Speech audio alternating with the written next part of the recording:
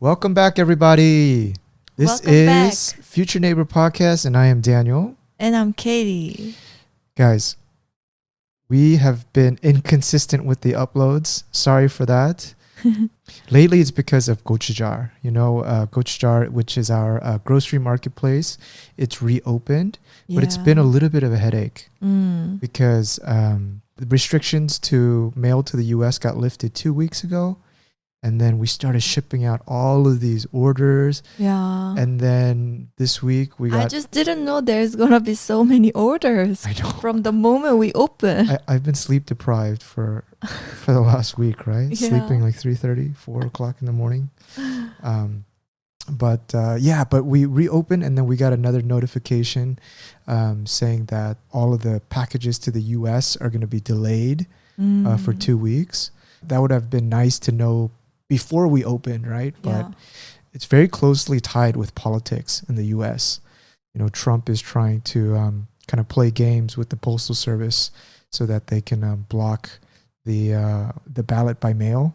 Yeah. So the delivery speeds are coming down, and so I don't need to burden you guys with all the back stuff, but yeah, it's a little bit hectic right now. Yeah, we need to get more consistent though with our podcast. Yeah. Shall we set a date? We've set a date 2 times already, and life happens, and this gets pushed back. But today, it's between you and us, and let's talk. We have a lot on our minds. Yeah, a lot to catch up. Yeah, just to give an update for people who are interested on what's going on in Korea. For the last 2 weeks, it has been torrential rain. Apparently, this is like the heaviest rain that we've got in 40 years. Yeah, it's been like... It was on the front line. I got to say 3 weeks of just like thunderous rain, and you can see some of the rivers flooding up onto the highway in middle of Korea. A lot of farmland is destroyed. So yeah, I think a lot of people are having a tough time with this torrential rain. Yeah, I mean... Sorry, it's not 40 years. Did you just get up to go check? Yeah, it said 9 years. Oh, okay. The worst 장마 in 9 years. Okay. Thank you for the clarification, Katie. My memory is so bad. All of this rain, you know what it reminds me of? It reminds me of doing the marathon in Portland. Oh, yeah. You did it in a rainy day. I trained for 6 months, and I was just pumped that morning. I remember going the night before, and Katie was there as well, and one of my buddies came up to support, and I went to Chipotle late at night because I know myself. Yeah. And when I get hungry, I'm hungry. And so I wanted to get that hunger away from my mind, because this was the first time I was going to run 26 miles. Is 26 the marathon, the total length? Anyway, yeah, 26, 22, whatever it is. And you trained so hard for it. Yeah. So I woke up and I was like, please, God, whoever's out there, don't let it rain. I don't want to run in rain.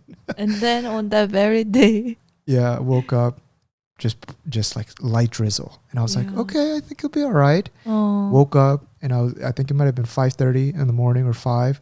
I downed an entire Chipotle meal. I saw you having that. I'm like, oh, wow. It's crazy, right? Oh.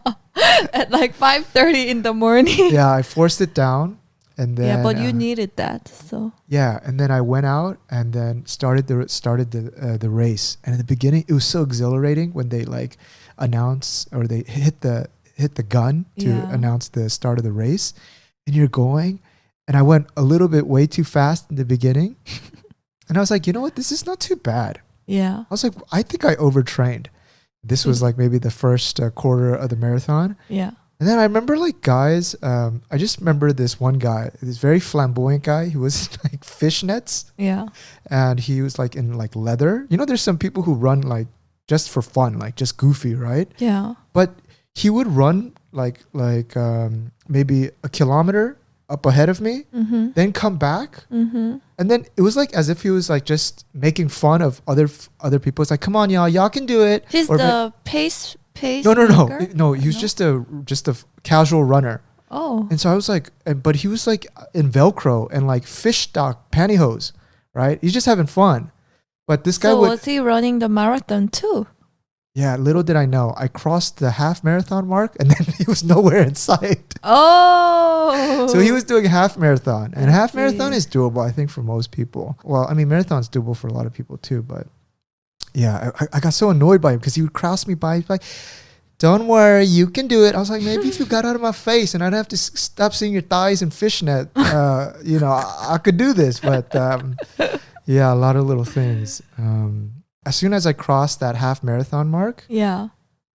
I got so hungry. And I was amazed by that fact. That Chipotle burrito meal, done. Just burned up by my body. Oh. And I realized during the race, actually, because, I went way more than a half marathon during training, right? I think maybe up to 15, 17, 18 miles. Yeah. But you didn't experience I would that? never eat in between. I would just have some Powerade or some water and just rehydrate once or twice during the training. Yeah. But during the race, you have that build up, you have to wait, and all of that extraness, you're burning calories. Your mind is burning calories too. Yeah. Before I got to that half marathon in Portland, you run against this highway, this like interstate. Yeah. And then just the Zeus, he decided to wake up and throw thunderbolts. Just like like, I wouldn't say torrential rain, not like this, but it was just onslaught of just heavy rain. It was raining quite a lot at one point. Like I was waiting, and then and then just like the movies, one of the cars hit the puddle of water, and then and it just sprayed all over me. By that time, you could see my body. I'm like, you could see through my shirt because I was so wet, and then my shorts, you could see like through my boxers. I had the little bandages on my nipples because you don't want chafing. You could see all of that. And it would bleed apparently. Don't you remember when I was training in Seoul? I would go home and you're like, oh my God, your shirt. Yeah, but I wonder whether it was just you or no, it's a thing. It's just a general thing. No, Katie, I don't have extra long nipples, Katie. It's a thing. Like when you do long distance, that shirt it just bobs up and down, up and down, up and down, and you do that for like 2 hours. It starts bleeding. Yeah. See, the funny thing is, I didn't know about that, and when I was training along the Hangang River, I would at the end have to get on the subway station to come home. So I know I would stink. So I would go towards where you could, park your bicycle to the back. But then I remember that day, people would look at me crazy, and they would just like, as if Moses was parting the sea, they would just move out the way from me. And I was like, oh, must I stink that bad? But then as soon as I got home and I looked at my shirt, just like 2 little streams of redness coming down from my nipples. They must have thought I was crazy. Yeah. Just like it's Seoul, people are so proper, wearing their best coming out. You see this crazy guy who looks like he just got murdered. That's so funny. Should I talk a little bit more about the marathon? Are you interested in what the process was? Fun. There was 2 mistakes that I made. One was I brought my phone from Korea, so I didn't get a data plan in the US, right? Yeah. So it only works on Wi-Fi. So I had Spotify, but then since I didn't have internet, I had to download my music beforehand. But I was in the hotel, and then I was downloading music, so it's too slow to download music. So what happened? Did you run out of music? No. The problem is I only downloaded one artist. Oh my gosh, tell me who that was.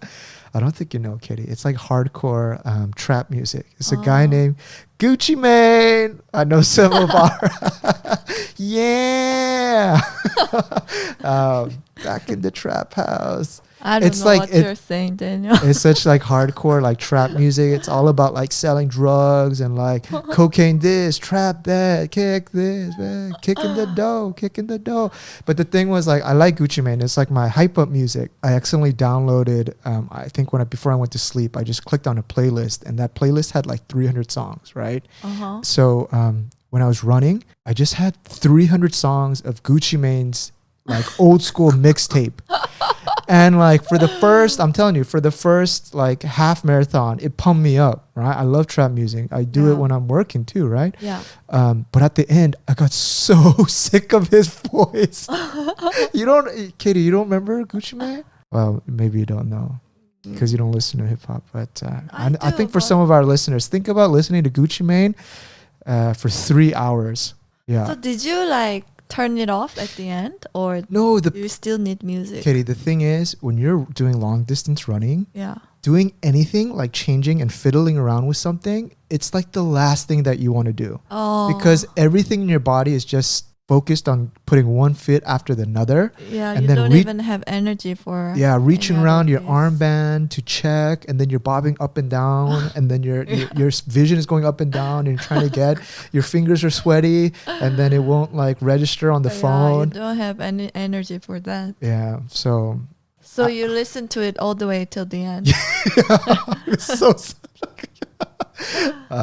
and you know, there's some people who talk about a runner's high. If you run to some degree, you get so focused. You're in this degree of being so present in just that feeling that you get a runner's high. I think I experienced it a little bit. Really? Yeah. Like while training or on that very day? Oh. Yeah. That middle part seems to be a blur for me. Ooh. But there was, and I just got to say one more thing. If you ever go support people for a marathon, when you're, let's say, at mile, man, how many miles is a marathon? Say it's 26. I want to say it's 26. I could be wrong. I think so. Yeah. So there would be people who'd be lining up at mile 22 with the signs. The signs were great after the midway mark and maybe like mile 18 or 19. They're like, come on, honey. I know you could do it. I know. And I was like, oh, nice. They're so nice to be out there playing drums. Some people are like pumping music, doing barbecue and stuff. I was like, oh, that's great. But then at mile 22, I would say 21, 22, there'd be people with signs that are like, you're almost there, honey. You're almost there. And I was like, oh, yes, finally, this nightmare is almost over. And then after like 10, 12 minutes of sluggish running, they'd be like, honey, you're almost there. Yes, I believe in you. You're doing it for yourself. You know, and they're like yelling in your face, you're almost there. And then 10, 12 minutes, you're at mile 23. You see where I'm going with this? Yeah. So if you go to root people on, can you please say you're almost there at mile number 25 when you actually have one more mile left? That drove me crazy. Like by the time I was mile 25, I wanted to slap that person who said I'm almost there. Because I was like, someone said that to me 4 miles ago. No, when is this hell finishing? But think about it. What else can they say? You're 4 miles left. Yeah, that could, Yeah, I guess people are wired differently. Speaking of that, Katie, do you get motivated by positive reinforcement or negative reinforcement? How were you raised? I'm definitely positive. So I don't like the negative reinforcement. So if I was like, Katie, 이거밖에 못해, which in English is, this is all you can do, you would react negatively and shut down, or? I think I'm more towards that. Yeah, I don't really, negative reinforcements doesn't really work for me. So sometimes I just get so rebellious towards negative reinforcements. So I want to prove that yes, I can get worse than that. It's not better. It's like, no, you're exactly right. This is my limit. Is this what you do to your climbing teacher? No, but he's pretty like positive reinforcement. So. But you're the opposite, you said, right? Yeah, I mean, totally. I'm like fueled by negative reinforcement. If someone tells me like, "Hey, I thought you could do better," or like, "Hey, is that really all you can do?" I'll secretly that kind of fires me up. And I don't know how to take compliments well. So if people are like, "Hey, you did a really good job," I'm this type to really like I don't know how to. That's not something that's familiar with me. I'll just try to brush it off. Same for me for compliments. It's always a little bit awkward, but I think that's similar. That's like the same for a lot of people. Yeah, I think we do need to work on being able to take compliments, though. Like, but in a kind of in a nice way, in a way that doesn't seem like conceited, but at the same time being able to congratulate yourself once in a while. Because negative reinforcement, I don't know. There's no end to it. So it's a black hole. What would be a compliment that you want to give to yourself at this moment? No, Katie, I'm not saying this because I want to compliment myself. I'm just speaking in general terms. Yeah. one more thing about the marathon, because I'm watching the rain outside, and if you guys have done, well, if there are people who've done Portland Marathon, I know there's a lot of different people listening to this. There's one section near the end where there's like a huge uphill that you have to go. Yeah. When I trained, it was flat. Hangang River, I would go from Tangsan Station all the way. I went really far. I don't remember now. But it was all flat. But then the Portland, that hill was so killer. Like that was the first time I stopped running. And but then on the way down, that was really painful because all of your weight is pushing you forward and you're trying your best at that point with your rickety legs, spaghetti legs, not to go too fast because at some point it gets so dangerous because your knees might buckle because you're going forward so fast. But that was harder because your body wants to go fast, but you're slowing it down and you're already tired. Yeah. Yeah. And then there's this bridge. I think it was the St. John's Bridge that you have to cross over. Wow. I think you did a really, really amazing job to finish that marathon. Yeah. You need to be so strong to do it. I would recommend a lot of younger people to do a marathon. I know there's like a lot of health people that say like doing a marathon is very bad for your health. But for for your knees? Yeah, I'm sure it's not the greatest thing, but when you're young, screw all of that. Yeah, you got to have some like mental wins, and the process of training to sacrifice something. Like never in your life have you actually sacrificed 6 months of training for if you don't do athletics for something, right? Yeah. But to endure through pain to get a goal, I think that's the real value of a marathon. Like the sense of accomplishment. Yeah, like it doesn't matter about the time.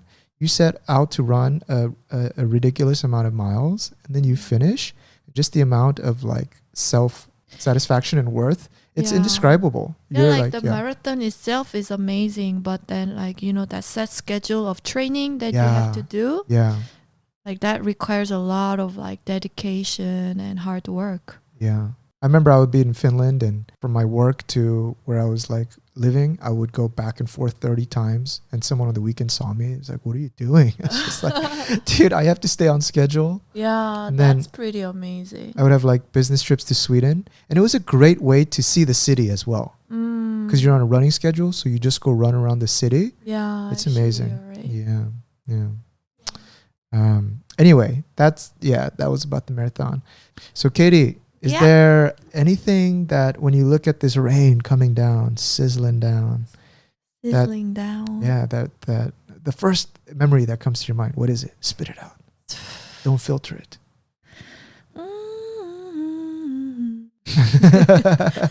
You want to sing a song? Yeah. I don't know. I nothing so like eventful like you. But I just like listening to the raindrops. But right now, we live on the 13th floor. So there's no such thing as like listening to the raindrops on the ground or the rooftop. You like the hitting, the sound of the hitting? hitting? There's nothing like that. So it doesn't feel the same. Like you just see the rain like pouring, but there isn't much of that sound effect. You want that, so like, I miss that part. That tactile hearing in your ASMR. Yeah, like at home, like my home in Busan, we live on the 3rd floor. So it's like you can hear it very hitting the clearly. Asphalt. Yeah. You like the rain. I feel like you get a lot of energy when it rains. I like it. And then when you go into the sun, you get that skin allergy thing. Yeah, that's so crazy. We should ask people that. I mean, maybe you're the somebody. Oh yeah. There is some. There is something called I think sun allergy. But funny enough, I only see Asians having that. Did you see any other person have it? I haven't seen like or in my circle. I think at school I heard like some like Asian girls being like, I have skin allergies, so I can't, or the sun allergies, so I can't go out. It's so funny because I never had that, and I started having it after I moved to the UK. So the first summer, but there's no sun in the UK. Yeah, that's the thing. That's the irony. So like, I don't know what happened, but the first summer I returned from staying like 6 months in the UK, like for a break, to Korea. And I went to the beach, and then the next day I had all these like skin allergies on my face. That was like the first time I've ever had it. And then ever since that, like every time when I'm like under the sun for like maybe more than 2 hours straight, then the next day I will have my whole face will be covered with like these tiny pimples that will disappear after 2 or 3 days. Yeah, like it's really disgusting. No, it's not disgusting, but it's like when you stay out in the sun, and then basically I'll describe it for our listeners. The next day, you'll have these like micro pimples. They're like really small, and they just bubble up like all around your face, and then it'll go away within 2 days. But it always shows up. It always shows up. It always shows up every time we're out in like high UV. So you know how I know it? So you know when I go back down to Busan, we always walk. Like now my mom does, but like I always join my mom to walk the dog on the Sundays.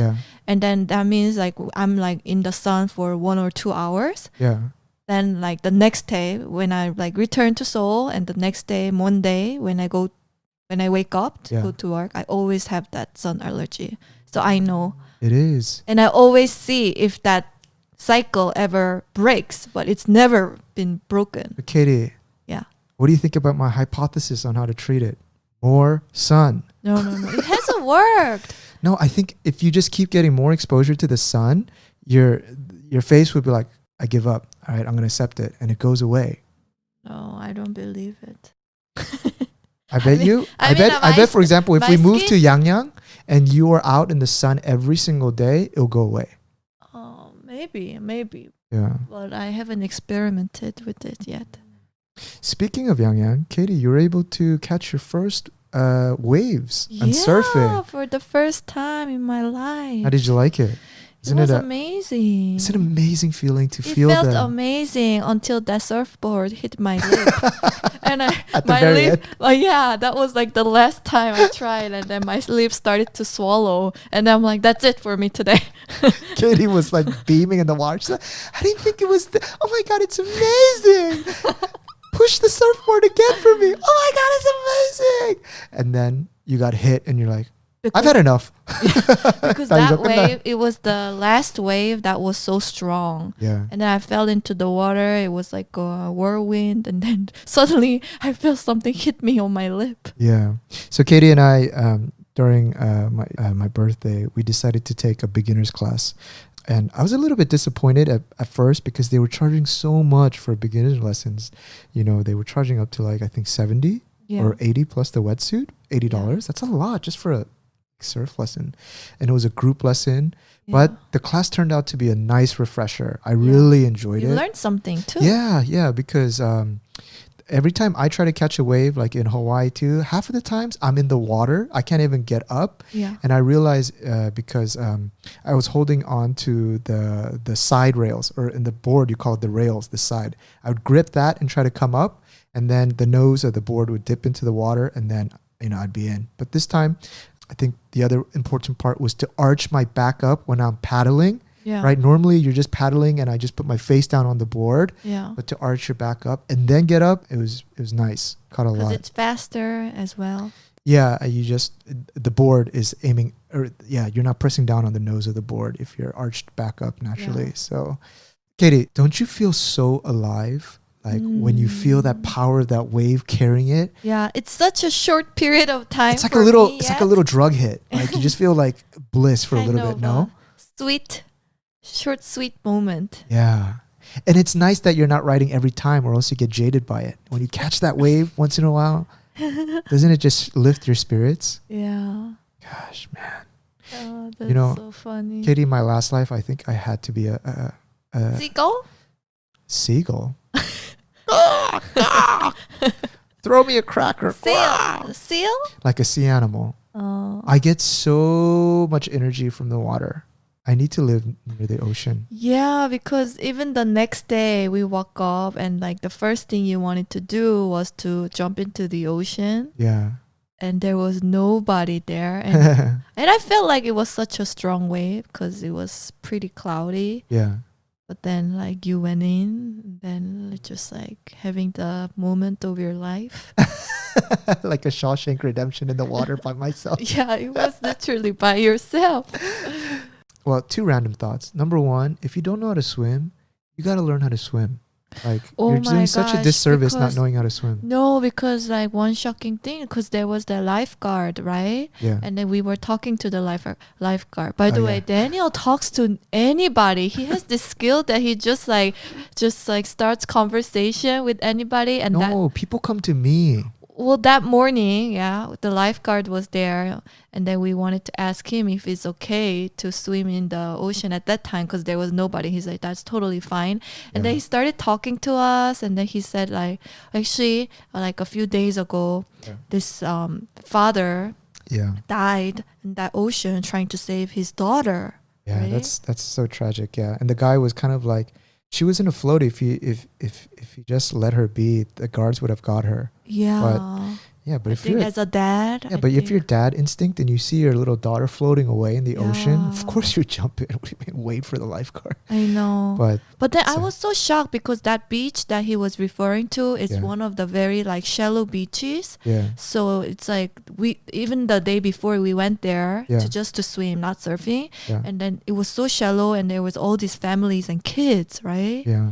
But then the problem was he was stuck in he got towards the rock or something. Oh, maybe there's like a little current or riptide there that was just sucking him in. Yeah, that's what happened. Oh, you know what this is reminding me of? So, one thing. All universities, like the university that I went to, it was a requirement to learn how to swim in order to graduate. Very strange, but I think that was great. University? Yeah. Level? Yeah. You had to, it was a required thing. And if you can show proficiency, you don't have to take it. But did you do it?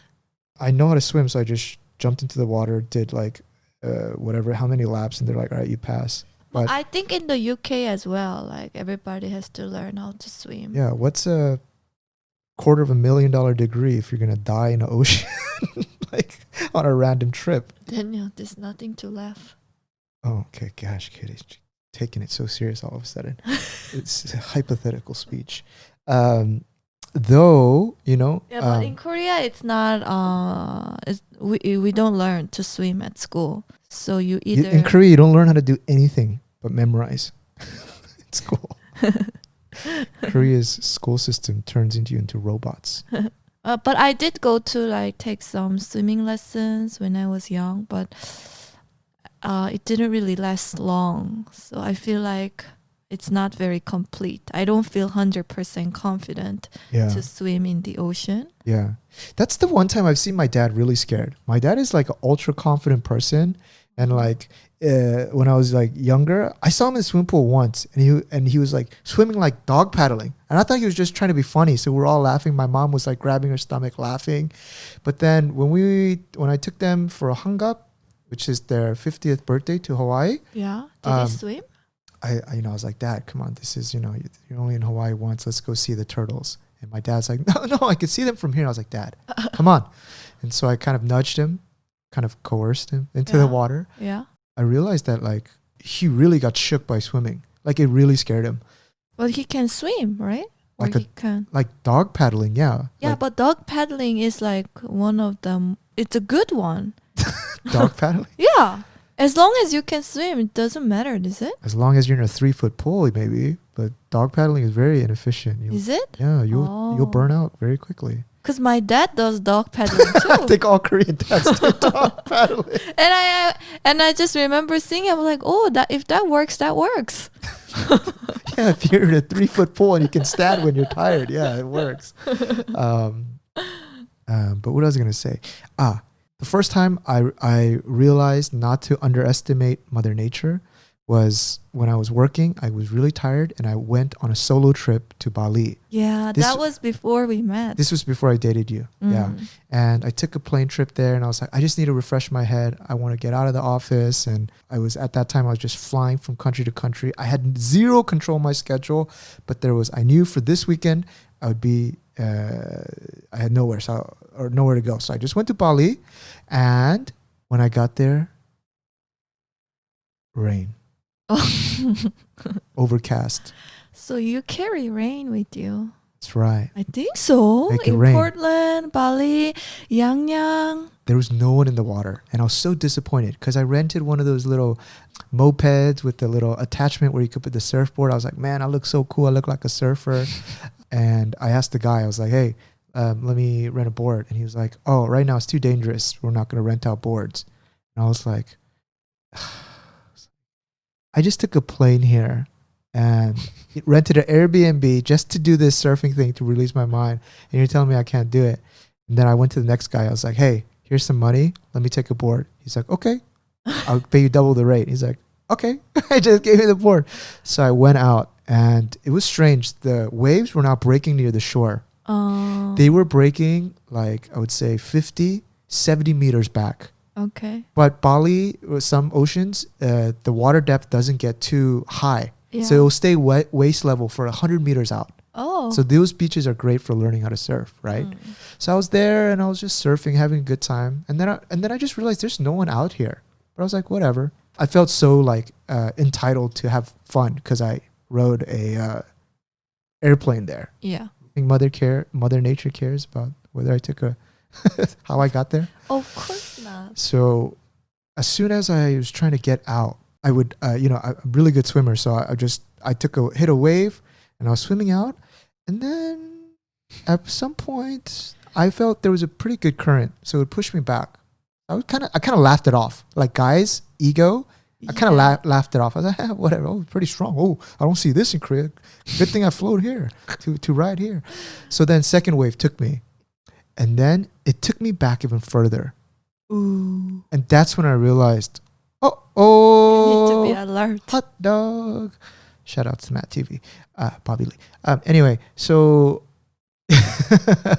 basically, yeah, that's when I knew I was in trouble, right? And then this third one hit me in the wrong way. Board flipped over. I flipped over in the water, did a washing machine, and then I came up. And then, you're like, and then another one hit me, right? Because waves come in 2, 3, and 4. So I got into the third one, did a second cycle in the washing machine, then came up, and then I was like, oh my gosh, I'm in a panic now. Because I was getting pulled out even further now. So dangerous. And then, this is the funny part, Katie.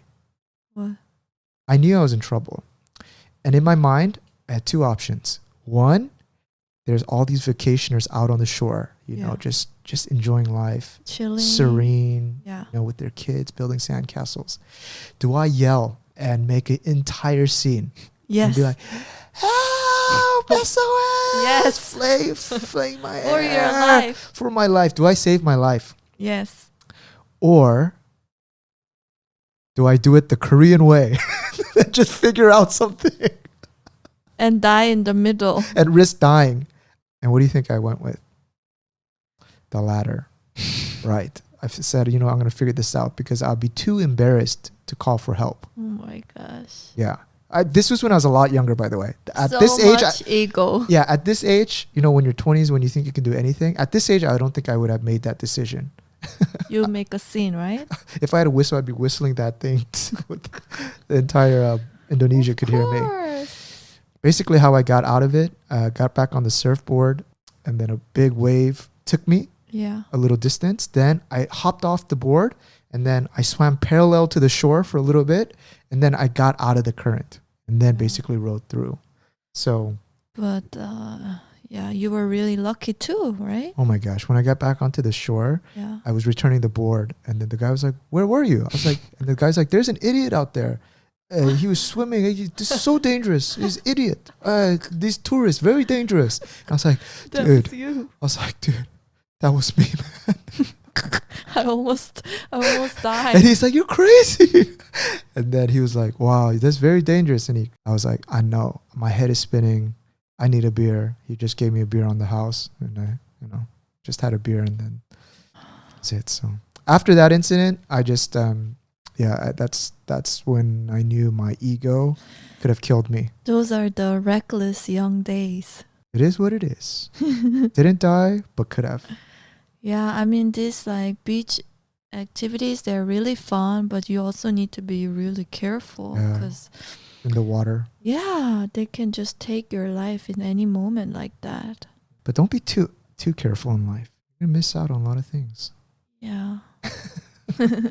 So I'm a little bit half and half.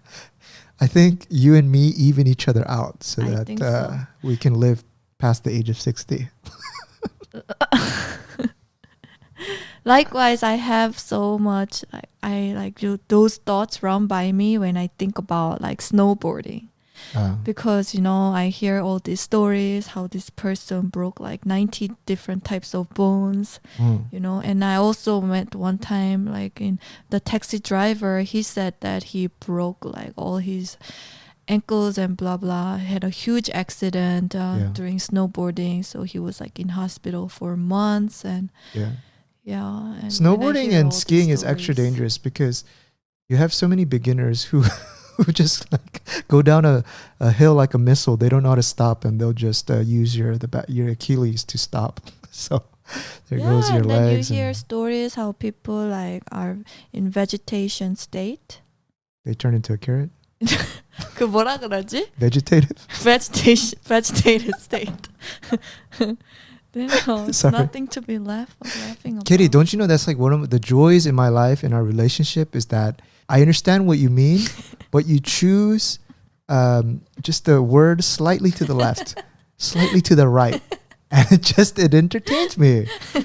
I'm telling you, Kitty, don't ever lose that. And I'm sure you mean like vegetated state, right? No, I mean vegetation state. Vegetation. Like a carrot steak. Which is zucchini. The right way? Huh? I'm not going to teach you. Make me laugh. You're so mean. Keep life fun for me, Katie. Anyways, yeah, so. There is another time when I feel ultra dangerous for my life in Korea. When I ride Korean taxi drivers. Oh, yeah. I don't know why they drive so insanely crazy. Like, I think they calm down when there are like foreign tourists in their car. But when they drive locals, they like, I feel like they feel like they belong in the NASCAR. As soon as it hits green, they like just hit the pedal, accelerator. Your head is in the back of the cushion, and then they'll hit the red light, and then they'll swerve in and out. I've been in so many taxi drivers where they've been in an actual accident. Me too. I was once. Yeah. And I'm like, I get really scared for my life. They get so aggressive, right? Yeah. Oh my gosh. I'm sure people feel like throwing up because their like driving skills are not that great. No, they're really great. But no, actually, no, they're not great. Stop and go. Yeah, so. They just want to because they want to make money. I understand that they need to hit X amount of drives per night so that they can feed their family, and they don't want to go slow. And, once you get stuck in a certain area, then et cetera, et cetera, et cetera. But man, the amount of nausea that you get. Yeah, I haven't been into a taxi ever since we have the car. So I'm really happy about that. Okay, remember you told me about there was that one Uber service in Korea where they give you, it's not Uber, it's a different one that they give you a hair dryer for women. Papanga? Yeah, there's a competitor service to Uber. Well, Uber is not in service in Korea, but a local service, and they actually even give you like the hair, what do you call it? The hair. All right, this is what makes life fun. Go ahead, Katie. What is it? The hair rolling thingy. 뭐라 그래 그거? The hair rolling thingy. Yeah. I see. 짜증나. 그 뭐라 그래? I don't know. Like they give you hair dryers and all the hair curlers in the car. Hair curlers, nice. Yeah. And it's only for women? I don't think so. But they make it very convenient for women. So I think a lot of like women like enjoy that service. I haven't tried it myself, but I would love to actually. Yeah. One thing that I've been very happy about, even both of us, is we're losing some weight. Yeah. We have been trying to do more healthy eating and like lose some weight. For the past 1 week or 2 weeks, I think it's been. One key thing has been the mizukaru. Yeah. So mizukaru, I think if you saw our YouTube videos, you'll know, but it's roasted grain powder. So there's like kind of mini shops in Korea. And back in the day, they used to be really popular. And you can bring them cereals, not like cereal, but like grains cereals, and then beans. Then the roaster will roast them. and dry them out, and then they'll turn it into a powder for you. And then you can pick it up, and there's no sugar in it, no nothing. It's just those whole grains and beans. Yeah. And then you can mix that up with milk or water. But the great thing about it is it's filling. Yeah, so it's like it's great substitute for like, you know, times when you want to just munch something or eat something like unhealthy. Yeah. And then I just go for misogaru. Typically, after we finish our climbing, we'll get pretty hungry. Yeah. So we used to have like some rice and or I would get like cup ramen, which is so unhealthy. around midnight, right? Yeah. And then our weight would be consistently the same. But having this misogaru has been it works. I've been very impressed. Yeah. So I think not eating after like, 6 or 7 p.m. it definitely helps.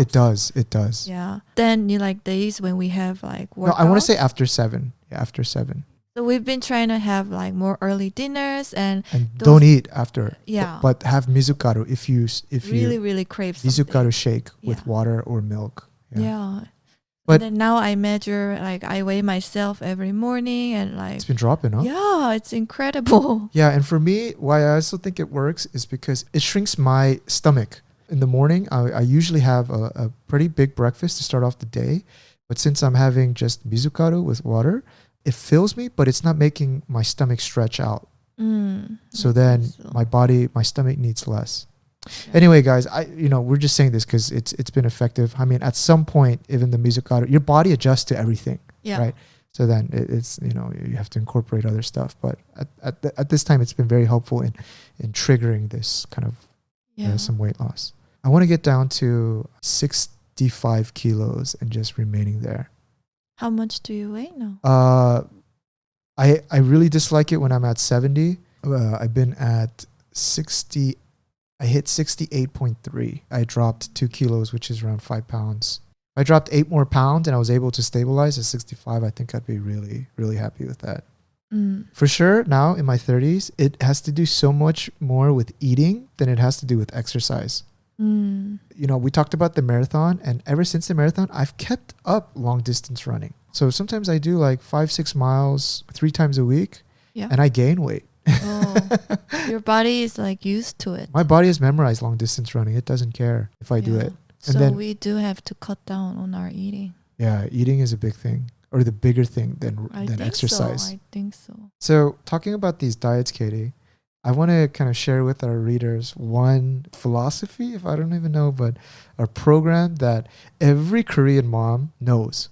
It's become very popular with Korean moms, right? I don't know if it's like every Korean mom, but it's one thing that definitely my mom has been sticking to. My aunt knows. Actually, my mom doesn't follow it. Yeah. But my aunt.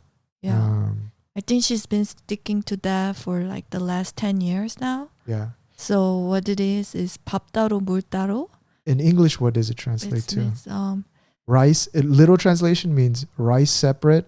Water separate. Water separate. So the key thing is not to drink water when you're eating and drink water after like 2 hours after eating. Because in the normal way of thinking, or kind of in the more Western way of thinking, is you're supposed to drink like 5 liters or up to 3 liters. I don't remember or 2 liters. I don't know.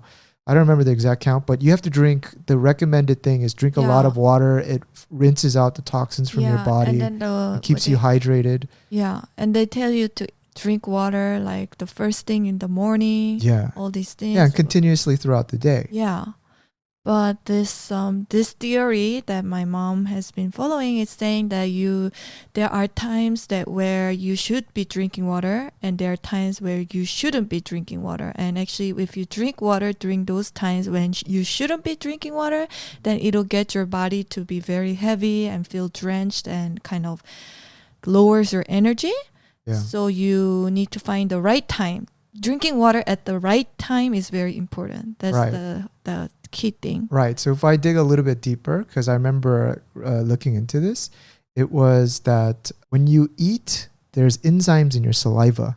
Yeah. Right. And so it mixes in with whatever food you're eating, and it goes into your stomach. Yeah. And those enzymes really help break down the food or the nutrients in your food. Yeah. And that gets, disseminated into your body and whatever it is. But if you drink water, a lot of water with your meals, first off, less saliva goes down into your stomach because the water is doing the job for it, right? And so then the stomach juices inside your stomach, it gets diluted as well. So your stomach is getting filled a lot with water, and it's not as effective. It's a watered down soup in your stomach. It's an old guy. He's written a book on it. He's saying is that try your best to eat rice and whatever panchans. Skip the water because there's plenty of water in rice anyway, and all of the other panchans, and other vegetables. Yeah. There's natural juices and water in that. That's enough to kick off your stomach. Yeah. You can sip a little. He was like, if in the beginning to build a habit, if you need it just a little, that's fine. And then wait 2 hours because that's the amount of time it takes for it to go through from your stomach to your digestive tract. And then start drinking water. And that's how my mom has been keeping her weight very consistent. Yeah. And there's some credence to this because my cousin, my younger cousin too, she has lost a significant amount of weight following my aunt doing this. So every time at our house, I would come over and then I would try to have a meal and I'd be like, some water. And she'd be like, no, you're going to gain weight. And I'm like, but we're having tonkatsu. This fried cutlet is cutting my throat. And I'd be like, and she'd be like, no, Daniel, you need to lose some weight. Wait. And I'll be like, damn, I'm never coming back over to this house again. But it's funny. Yeah, and at one point I was like, no, but Kunama, I need some boricha. I need some tea. Give me that thing now. And I would drink like half a gallon. And she's like shaking her head, you fatty. No, but of course it's difficult at the beginning, but like everything else, you kind of need a little bit of training and then you get used to it. Yeah, if you're interested in that, try asking maybe your mom, if you're Korean, what that's about. If not, maybe we could explain more in our YouTube comments. Yeah. More detail. Yeah. Along this topic of diet, one thing that I really dislike that I see is kind of our generation getting comfortable with is like, how there's this like healthy, just be happy with your body kind of movement. I don't like that. If you're fat or you're obese, like you really need to lose weight. I think it's a wrong thinking to just be content with that. I think there are exceptions. Like for example, if you have like a drop of water and you're gaining weight, then genetically it's very tough for you. And I understand that. But there's a lot of people who use that kind of movement to, I'm not talking about body shaming, by the way. There's no need to shame anybody. Like, why would you do that? It's not that black and white. It's not either body shaming or body loving. There's like a healthy in between where if, society should be nudging you to lose weight and to get healthy. Because if you're not healthy and you don't, like if you're getting overweight, there's no way you'll live a happy life, period. I think all sorts of mental health and all that, the base layer, like if you're looking at the hierarchy of happiness, physical has to be down there. It's like a base. Because there's so many limitations to what you can do. Yeah. I just bring that up because as I was talking about this, I was thinking about sometimes when I see like TV commercials, just be happy with who you are, be happy with your body, embrace it. I think that's the wrong message. There has to be nuanced discussion. Like you don't have to be model thin. I mean, model thin is actually, it's not reality, but. And that's not healthy. Yeah, you need to have normal BMI. You need to be checking your BMI all the time. What is BMI? Body mass index. Yeah, and if you're overweight. What is your BMI? Huh? What is your BMI? I never check my BMI. Well, I mean, okay, not necessarily the exact number, but just knowing that if you're based on your height, weight, and muscle mass, if you're obese, then you need to put a lot of pressure on yourself to lose weight, especially while you're young. When you get older, that weight, it's not moving. Much more difficult. It's not moving. Yeah. There's no mental energy, and I always think of one of my closest friends, high school, big dude, obese in Korean terms, but he dropped all of that weight. Just a renewed person, so much confidence, and I guess that's just enough of my rant. I think a lot of people want to make life seem easy, but there is value in sacrifice. You need to work. Yeah. Work, baby, work. Work it. Work it. Yeah, I think that was a good message. But Katie, I think you're lucky because you naturally, your DNA, you don't gain weight. You eat like a maniac. Yeah, so yeah. Can you hear me? Yes. Can you hear me? Yeah. Yeah, so growing up, I never had to worry about my weight. That's such a blessing. You don't know how big of a blessing that is. So. Yeah. Like now that I look back, I think it was a huge blessing, and I would be so hungry all the time, and then I would eat all the everything, and then the next day after I wake up, like my stomach will just back to be normal, like flat stomach. Yeah, when we would go out on dates, we would go for dinner, and then on the way back, you'd be like, "Aren't you hungry?" And I was like, "What do you mean? We just had a full course meal."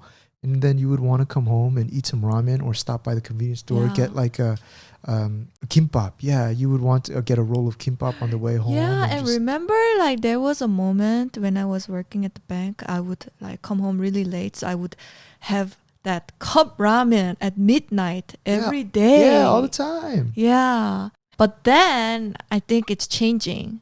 After I hit 30, it's changing. Like I feel that my immune system, is that immune system? No, it's not. Metabolism. Yes. That's right. Great. Good. Why Continue. are you looking at me in that way? My so metabolism has been getting slower. I can feel that change. I'm watching my weight more, and which is why I'm like starting to do a little bit more diet too. Yeah, I just don't want to have like this stomach coming out. So I want to keep my flat stomach. Yeah. My body type, I put on weight and I lose weight very fast. It's kind of a blessing and a curse. Depending on if I'm gaining weight, it's of course a curse. And then losing weight, it's a blessing. That's why if you look at some of my YouTube videos, when I look back, I was like, damn, I was fat then. And I was like, oh, I look regular here. But it's from my dad too. My dad puts on weight and loses weight very fast. That's why I'm always trying to like be exercise and try to keep it consistent. I want to be at 65 kilos, please. But who are you talking to? Talking to myself. Don't you ever talk to yourself? I talk to myself sometimes. When I know I have a big discussion that I need to have with somebody, I'll rehearse what I'll say. Don't you do that? You don't talk to yourself in the shower? Yeah, I have no, not in the shower, but I do have a big presentation tomorrow, so you'll see me talking to myself. Yeah. Good. What's the presentation on? 얘기해도 돼? Yeah. So tomorrow I'm gonna do a presentation about quieter notifications in Google Chrome. Wait, what? Say it again. Quiet what?